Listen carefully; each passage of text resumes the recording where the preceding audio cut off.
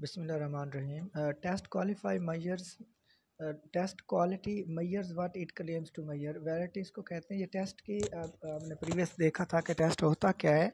Test की qualities में quality होती है, वैलिडिटी एक होती है, रिलायबिलिटी। वैसे तो काफ़ी होते हैं, यूज़ेबिलिटी और बाकी चीज़ें भी काफ़ी सारी होंगी, आगे हम पढ़ेंगे। तो वैलिडिटी क्या होती है पहले इसको हम देखेंगे। वैलिडिटी ये होती है कि फ़र्ज़ करें आपने किसी चीज़ को मेजर करने के लिए एक टेस्ट डेवलप किया है। क्या वो टेस्ट उसी चीज़ को मेजर कर रहा है जिस मकसद के लिए वो बना है। फ़र्ज़ करें अपने रूम की मेजरमेंट के लिए, जिस रूम में भी आप बैठे हैं इसकी आपने मेजरमेंट करनी है।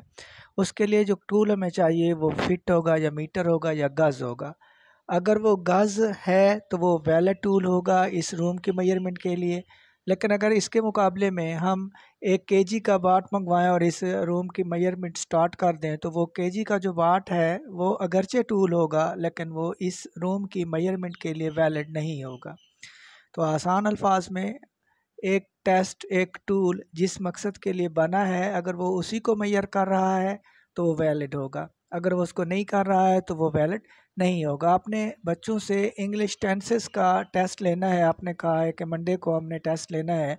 मंडे को जब आप टेस्ट बनाते हो तो उस टेस्ट में आप इंग्लिश टेंसेस का एक भी क्वेश्चन नहीं रखते। वहाँ पर आप शॉर्ट क्वेश्चन दे देते हो, आप वहाँ पर ट्रांसलेशन दे देते हो, लेटर एट्सेट्रा दे देते हो। वो जो टेस्ट है वो टेस्ट तो होगा, इंग्लिश का ही होगा, लेकिन जो आपने सिलेबस दिया हुआ है उसके अकॉर्डिंग वो वैलिड टेस्ट नहीं होगा।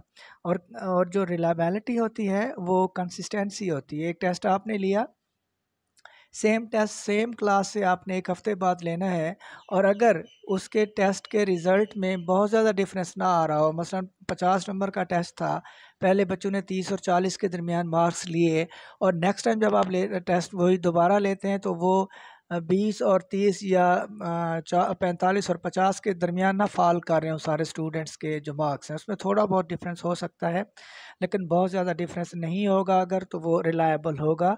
अगर बहुत ज़्यादा डिफरेंस आ रहा होगा पहले टेस्ट में और दूसरी बार लेने में तो वो उस टेस्ट में कंसिस्टेंसी नहीं होगी, तो उसकी जो रिलायबिलिटी है वो पुअर होगी। तो आपको याद होगा कि डॉलेंस रेफ्रिजरेटर है, उसका स्लोगन है डॉलेंस रिलायबल है। इसका मतलब है कि डॉलेंस कई सदियों की, सालों की आजमाइशों के बाद अपनी उस टॉप क्वालिटी को बरकरार रखे हुए है, इसलिए वो रिलायबल है। तो accuracy of measurement is called validity कहलाती है। ये बड़ा इंपॉर्टेंट है, ये भी एमसीक्यूज। इसके बाद test quality that discriminate high and low achiever, ये डिफरेंशियबिलिटी कहलाती है। ये डिफरेंस या डिस्क्रिमिनेट करती है, फ़र्क बताती है कि हाई अचीवर कितने और लो अचीवर कितने हैं टेस्ट के। Test quality showing ease administration, low cost, usability है। ये उसकी एक और खसूसियत है टेस्ट या टूल की कि वो यूजेबल है, क्या वो एडमिनिस्टर या तकसीम करने में आसान है, उस पर ख़र्च कम अगर आता है तो ये क्वालिटी उसकी यूजेबिलिटी कहलाती है। टेस्ट क्वालिटी डिटेक्ट और measures small differences, difference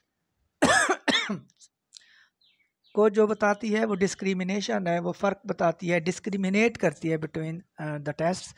scoring of a test not affect by any factor, अच्छा वो टेस्ट की वो खसूसियत जिसमें किसी भी फैक्टर का कोई फ़र्क नहीं होता। मसलन वो आप दुनिया के किसी भी हिस्से में लें, उसका मौसम से कोई फ़र्क नहीं पड़ता, टेम्परेचर से कोई फ़र्क नहीं पड़ता, दुनिया के किसी हिस्से में कोई फ़र्क नहीं पड़ता दिन और रात का, तो वो होता है ऑब्जेक्टिविटी। ऑब्जेक्टिविटी क्या होती है कि 2 + 2 = 4। दुनिया के किसी भी हिस्से में जाएं, ये 2 + 2 = 4 ही होगा, 3 और 5 नहीं होगा। इसलिए इसको ज़्यादा रिलायबल टेस्ट समझा जाता है इनको।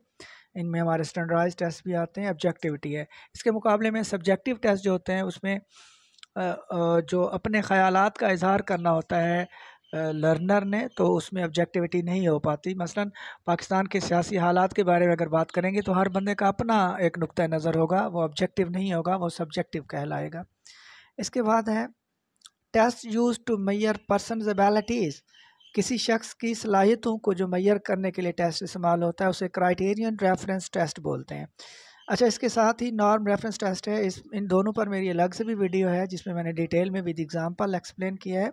तो क्राइटेरियन रेफरेंस टेस्ट जो होते हैं वो एक क्राइटेरिया सेट कर दिया जाता है और अगर कोई भी बंदा, कोई भी शख्स, ज़रा याद रखिएगा, यहाँ पर जो कंपैरिजन है अशखास या अफराद के दरमियान नहीं होता, एक क्राइटेरिया पर सारे काम कर रहे होते हैं, एक सेट क्राइटेरिया बना दिया जाता है, जो भी बंदा उस क्राइटेरिया पर पूरा उतरता है वो पास होता है।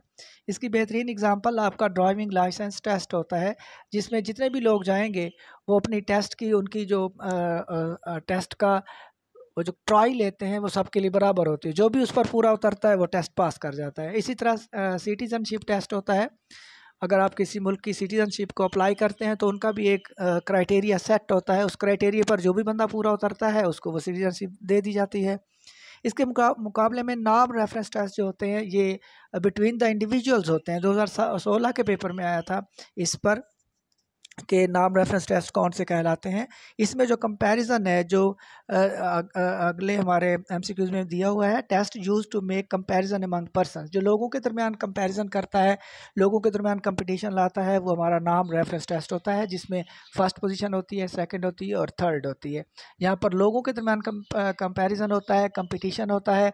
इस तरह जिस तरह आपके जॉब टेस्ट होते हैं, आप पीपीएससी का टेस्ट देते हैं, उसमें जो बंदा उसमें आगे या ज़्यादा मार्क्स लेता है वो सिलेक्ट हो जाता है। इसके बाद है test use to measure student learning outcome. Learning outcome क्या होते हैं? आउटकम और आउटपुट में क्या फ़र्क होता है? आउटकम जो है वो क्वालिटेटिव होते हैं, जो आउटपुट है वो क्वांटिटेटिव होते हैं। तो एजुकेशनल जो लर्निंग है उसके हमेशा जो रिज़ल्ट होंगे वो आउटकम ही कहलाए जाएंगे, कि स्टूडेंट्स की जो लर्निंग है उसको मेजर करने के लिए कौन सा टेस्ट होता है, तो वो अचीवमेंट टेस्ट होता है।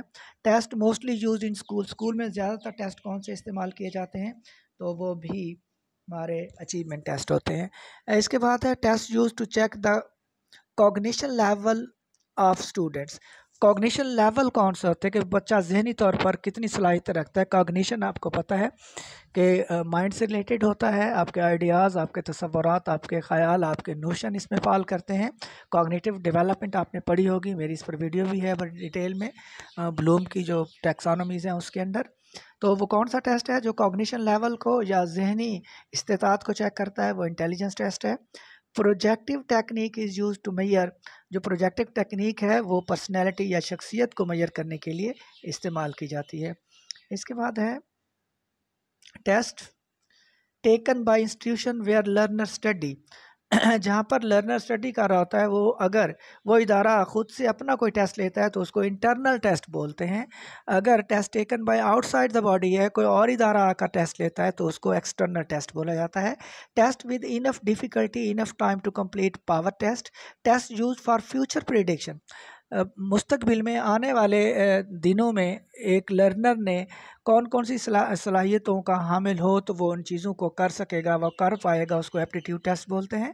Test measures the potential ability of individual, किसी भी शख्स की जो छुपी हुई सलाहियतें हैं, जो अंदर की सलाहियत है उसको चेक करने के लिए, मेजर करने के लिए, असेस करने के लिए जो टेस्ट इस्तेमाल होते हैं उसको भी एप्टीट्यूड टेस्ट बोलते हैं।